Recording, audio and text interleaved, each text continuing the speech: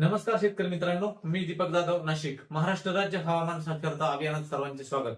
तर बघा, आज 30 मे 2026 जवळपास मे महिन्याचे फक्त 1-2 दिवस बाकी आहे. 1 जून पासून जो पाऊस सुरू होईल, मेट्रोलॉजिकल जो IMD आहे, भारतीय हवामानशास्त्र विभाग, त्यांच्याकडून पावसाळ्याचे दिवस जे आहे ते 1 जून पासून पावसाळ्याची गणना सुरू होते. याच्या आधी जो मे महिन्यात पाऊस पडतो तो वळी पाऊस असतो. बघा, तुम्ही ह्या मॅपवरून बघत असाल की northern limit of south east monsoon जी बॉर्डर लाईन जर बघितली तर तब्बल 16 मे रोजी अंदमानमध्ये मान्सून दाखल झाला. तो आतापर्यंत फक्त 4 वेळेस पुढे सरकला. तुम्ही बघा, ह्या ज्या रेषा, निळ्या रेषाच्या ड्रॉइंग केलाय, 16 ते 17 तारखेला पुढे आला या ठिकाणी. नंतर 18 ते 22 मे ला थोडा पुढे सरकला. नंतर 23 ते 26 मे ला थोड्याशा अंशात पुढे सरकला आणि 27 ते 29 मे ला हा अजून ह्याच भागात आहे, म्हणजे श्रीलंका क्रॉस केलं. पण केरळमध्ये अजून त्या ठिकाणी दाखल झालेली नाही. आता मान्सून लेट का होतोय ते बघू आपण. तर मित्रांनो, तुम्ही जर भारताची सॅटेलाइट इमेज जर बघितली आताची, तर भारताच्या आसपास जे काही सिस्टम आहे, मान्सून लेट का होतोय तुम्ही जर बघितलं तर कोमोरिन द्वीप समूह या भागामध्ये बघा, इथे मान्सूनची रेषा मी तुम्हाला दाखवली होती आसपास.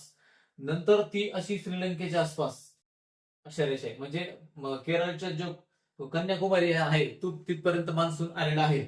परंतु त्याच वेळेस मात्र केरळ, कर्नाटकमध्ये जो मान्सून आहे, जो जबरदस्त पाऊस रोजच पडतोय, पण ऑफिशियली रित्या मान्सून पुढे सरकण्याकरता वातावरण जे आहे, मान्सून का बनत नाही तर बघा, आता या ठिकाणी तुम्ही एक चक्राकार परिस्थिती फिरताना बघताय. ही काय आहे? तर हे सायक्लोनिक सर्क्युलेशन आहे, म्हणजे ते लो प्रेशर आहे. ते ह्या ठिकाणी आता सध्या आता इकडे जर बघितलं तर ह्या ठिकाणी एक सायक्लोनिक सर्क्युलेशन फिरताना दिसते आणि इथे एक आहे. तर मित्रांनो, आता प्रभाव काय होतं बघा. जर बघितलं, मी मागे जे मान्सून येण्याचे पॅरामीटर सांगितले होते, जर ह्या ठिकाणी ह्या स्क्वेअर मध्ये इथे जर 55 ते 80 डिग्री लॅंगिट्यूड आणि साधारणपणे 5 ते 10 डिग्री लॅटिट्यूड मध्ये जर 12,000 फूट उंचीवर हवेचं डायरेक्शन पश्चिमेकडून पूर्वेकडे असेल तर मान्सून येतो. परंतु आता ह्या ठिकाणी जी हवा आहे, एक मिनिट आपण इरेज करू दे. तर बघा, हवेचं डायरेक्शन मादागास्कर देशापासून असं मान्सून आपल्याकडे त्या ठिकाणी येत असतो मादागास्कर कडून. परंतु काय झालं, इथे लो प्रेशर असल्यामुळे काय झालं की जी हवा आहे संपूर्ण विंड फ्लो ह्या बाजूला चाललाय, म्हणून मान्सून हा प्रोग्रेस करत नाही. पुढच्या 3 दिवसामध्ये हे लो प्रेशर ओमानकडे निघून जाईल. त्यानंतर हवेचं डायरेक्शन पुन्हा एकदा भारताकडे सुरू होऊन साधारणपणे 1-2 जूनला 31 किंवा 1 ते 2 जूनला केरळच्या किनारपट्टीवर मान्सूनचे आगमन होईल आणि महाराष्ट्रात तो 7 ते 10 जूनच्या दरम्यान येईल. जर तुम्ही 31 तारखेची जर सॅटेलाइट पिक्चर बघितलं तर बघा, तारखेला IMDच्या मॉडेलमध्ये बघा, संपूर्ण उत्तर भारतामध्ये या ठिकाणी एक कमी दाबाचे क्षेत्र, याचा प्रभाव. नंतर पुढच्या 5 दिवसामध्ये काय होतं, ते थोडं खालच्या बाजूला येऊन गुजरात, राजस्थानला पाऊस देईल आणि ह्या खाडीत येतं. त्यावेळेस मात्र नाशिक, नंदुरबार, धुळे, जळगाव या भागामध्ये पावसाच्या शक्यता ह्या 31 तारखेपासून वाढताना दिसतात. तर बघा, 1 तारखेला अशा पद्धतीनं ह्या बाजूला थोडं लो प्रेशर सरकलंय. नंतर 2 तारखेला ते गुजरात आणि उत्तर महाराष्ट्राच्या ह्या भागात ते येतं. तर 3 तारखेला बघा, ह्या ठिकाणी जोरदार पावसाच्या शक्यता ह्या तयार होतात. कुठे? या गुजरातचा हा जो पट्टा आहे, म्हणजे नंदुरबार, धुळे, जळगाव, नाशिक, नंतर पालघर आणि मुंबई या भागामध्ये, आणि त्यानंतर सटिक एरिया, जळगावचा एरिया आणि अहिल्यानगरचा काही भाग 3 तारखेला. आता बघा,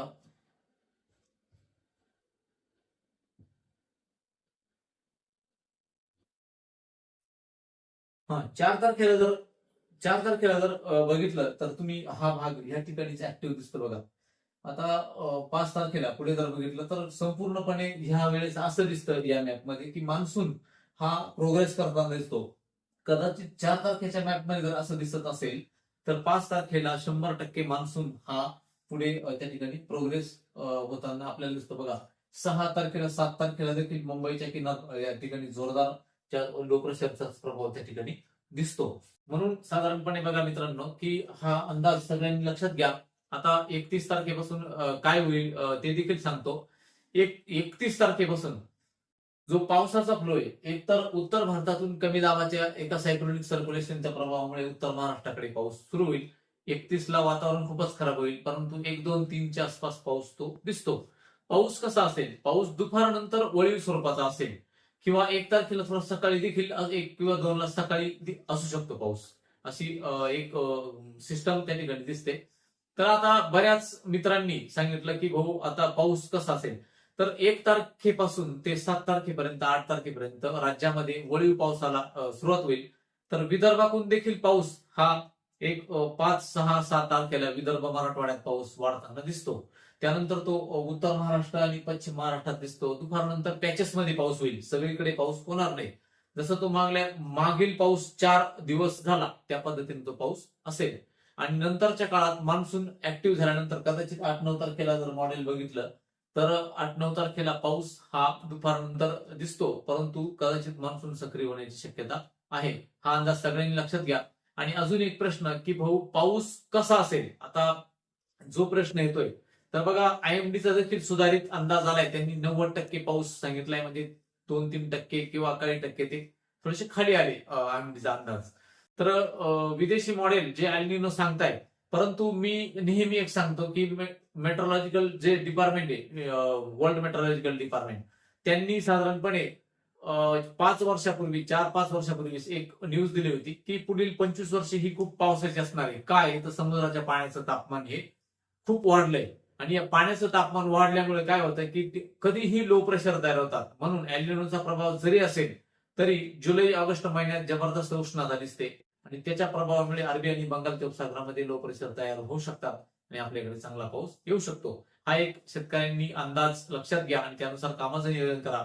विदर्भ, मराठवाडा, पश्चिम महाराष्ट्र सगळ्याच भागात चांगला पाऊस होणार आहे. दुष्काळ पडणार नाही, परंतु एक होईल एल प्रभावामुळे काय होतं की बंगालच्या उपसागरामधून जे 27 लो प्रेशर आले ते आपल्याकडे येणार नाही, परंतु कमी येतील, इंटेन्सिटी त्याची कमी होईल. मात्र पाऊस एल प्रभावामुळे कसा असेल तर पावसामध्ये गॅप पडतील. म्हणजे कसे गॅप की 10 ते 15 दिवसाचे गॅप, असे खंड म्हणतो आपण, अशा खंड स्वरूपात असेल. आणि जो आवर्षण स्केअरसिटी झोन आहे, ज्या ठिकाणी पाऊस कमी पडतो त्या ठिकाणी थोडी त्रास होण्याची शक्यता ही आहे.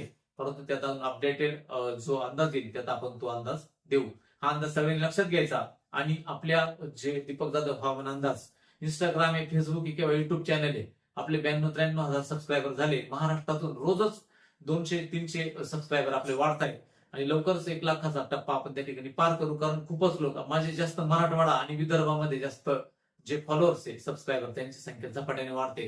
कारण त्या लोकांना देखील विश्वास निर्माण झालाय आणि त्यामुळे चॅनल सगळ्यांनी सबस्क्राईब करा. बघा आता कॉक्रोच जी पार्टी आहे, च्या कुठलंही त्यांचं नामोनिशान नसताना किंवा जर गरज नसताना आपल्या लोकांनी एवढं भरभरून त्यांना सबस्क्रायबर दिले. का दिले तर त्याच्यातून कुठलाही फायदा किंवा तोटा त्या लोकांचा नाहीये.